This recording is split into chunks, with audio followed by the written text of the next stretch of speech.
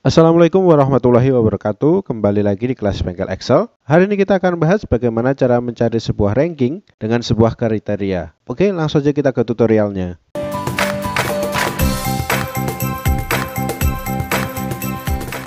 Oke, sobat Excel, di sini kita ada sebuah data.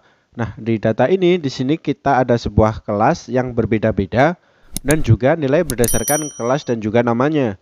Nah, di sini yang perlu kita cari adalah sebuah ranking atau peringkat berdasarkan kelas masing-masing. Jadi di sini nanti kita diminta untuk mencari sebuah ranking pada kelas. Contohnya kelas 7C itu siapa yang peringkat 1, kelas 7D siapa yang ranking 1 dan seterusnya. Nah, caranya di sini kita bisa memanfaatkan fungsi yang namanya COUNTIF. Memang di sini kita disuruh mencari sebuah ranking, tapi di sini kita bisa memanfaatkan fungsi COUNTIF yang berakhiran dengan S, itu untuk menggantikan sebuah fungsi dari rank yang pada dasarnya digunakan untuk mencari sebuah rank atau peringkat. Nah, caranya seperti ini sobat Excel. Kita letakkan dulu kursornya di bagian sel G6.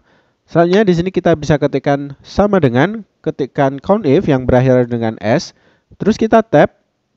Nah, yang pertama di sini muncul yaitu kriteria rank 1. Nah, untuk kriteria rank 1 di sini kita ambil berdasarkan kelasnya. Jadi kita blok seperti ini sobat Excel. Jangan lupa kunci dengan F4 di keyboard. Titik koma, selanjutnya di sini adalah untuk kriteria. Karena yang pertama di sini kita menghitung dari kelasnya, berarti di sini untuk kriterianya kita ambil dari kelas. Jadi di sini kita cukup klik saja di bagian sel dari E6. Kalau sudah, di sini masukkan titik koma. Di sini kita pindah ke bagian kriteria rank yang kedua. Oke, selanjutnya di sini untuk kriteria rank yang kedua, di sini kita blok untuk bagian dari nilai. Setelah itu kunci dengan F4. Baru di sini kita masukkan titik koma kembali. Untuk kriteria rank yang kedua, di sini kita akan menambahkan sebuah tanda atau simbol karena nanti ini menghasilkan datanya yang dicari berdasarkan kriteria rank tadi adalah lebih dari 1. Jadi di sini kita masukkan tanda kutip, itu kita masukkan tanda lebih besar. Tutup dengan tanda kutip, baru kita tambahkan simbol dan atau ampersand. Kita klik di bagian sel dari F6. Kalau sudah, di sini sobat Excel bisa tutup kurung, masukkan +1. Kalau sudah, di sini kita bisa enter. Maka di sini akan menghasilkan yaitu untuk Adriana Melinda itu adalah peringkat kedua atau ranking kedua pada kelas 7C. Oke sobat Excel, di sini kita bisa lihat dari 4 kelas, di sini terdapat ranking yang berbeda-beda. Untuk mengecek di sini sobat Excel pindahkan kursor ke bagian sel dari C5, pindah ke bagian filter. Itu kita klik saja. Nah, di sini kita bisa cek berdasarkan kelasnya. Coba di sini kita cek menjadi kelas 7B, itu siapa saja orangnya dan peringkatnya. Nah, di sini terdapat 5 orang dengan peringkat 1 sampai 5 sobat Excel. Jadi di sini sobat Excel bisa cek kembali untuk kelas-kelas yang lain.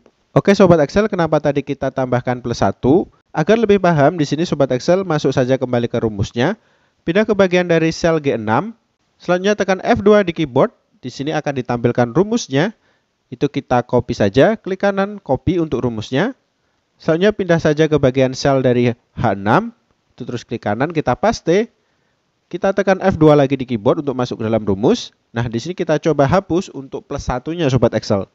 Nah, apa yang terjadi? Di sini kalau kita enter berarti dia akan menjadi peringkat 1. Nah, untuk peringkat satunya di sini akan menjadi 0. Nah, itu tadi kenapa kita harus memasukkan angka +1 karena di sini tidak ada yang namanya nanti untuk peringkat ke 0. Jadi untuk 0 nanti itu akan ditambah 1 dan 2 itu akan ditambah 1 menjadi 3. Oke sobat Excel, itu tadi tutorial singkat kita bagaimana cara mencari sebuah ranking atau peringkat yang berdasarkan kriteria. Kalau sobat Excel masih bingung dan penasaran, silahkan komentar di bawah atau chat saya via Instagram. Kalau suka, silahkan like dan share videonya dan berlangganan dengan cara subscribe channel Bengkel Excel. Oke, semoga tutorial pada hari ini bermanfaat. Sampai jumpa di pertemuan selanjutnya dan terima kasih.